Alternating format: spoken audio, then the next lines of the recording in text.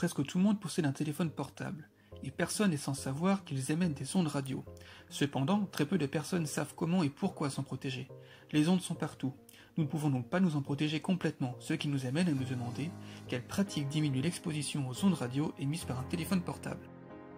Convient de définir ce qu'est une onde radio. L'onde radio ou électromagnétique est une onde périodique qui propage des variations de champs magnétiques et de champs électriques. On considère que ces ondes sont dangereuses pour la santé dès 0,6 volts par mètre pour une exposition à long terme.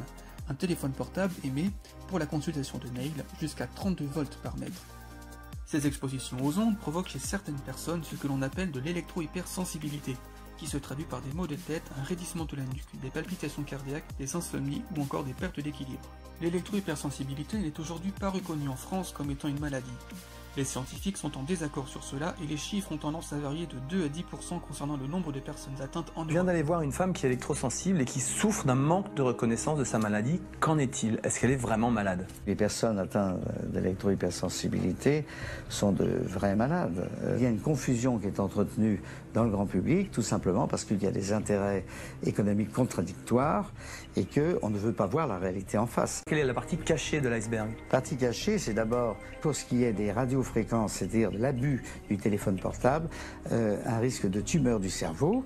Pour ce qui est des basses fréquences, là, c'est surtout un risque démontré aujourd'hui de maladie d'Alzheimer. L'OMS et le CIRC ont classé les ondes dans la catégorie 2B, cela signifie qu'elles sont potentiellement cancérigènes. Il est important de rappeler que pendant plus de 30 ans, l'amiante était classé en 2B et qu'aujourd'hui il est en 1A.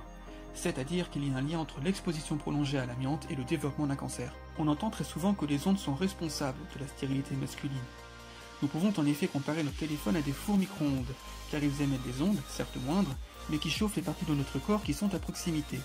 Les spermatozoïdes se développent à une certaine température, au-delà, ils sont moins performants. En vérité, les ondes électromagnétiques peuvent bien avoir un autre effet. Elles peuvent se glisser jusqu'aux atomes de votre corps et leur arracher des électrons. Dans le pire des cas, cet arrachage d'électrons peut générer des cancers. Mais le truc, une fois de plus, c'est que les ondes des portables ne sont pas assez musclées pour arracher les électrons aux atomes de votre corps. Aucune étude n'a prouvé pour le moment que les ondes du portable donnaient le cancer. Selon le ministère de la Transition écologique et de la Solidarité, il existe 5 pratiques permettant de diminuer l'exposition aux ondes. Évitez de téléphoner dans les transports, car lorsque vous vous déplacez à grande vitesse, le téléphone élève sa puissance pour faire le lien avec différentes antennes relais. De plus, la carrosserie métallique emprisonne les ondes à l'intérieur et vous expose à des ondes 2 fois plus élevées. Utilisez un kit oreillette pendant les appels téléphoniques pour réduire les risques de cancer sur votre cerveau. Préférez les SMS aux appels téléphoniques. Mettez le téléphone en mode avion la nuit, ce mode permet de bloquer les ondes.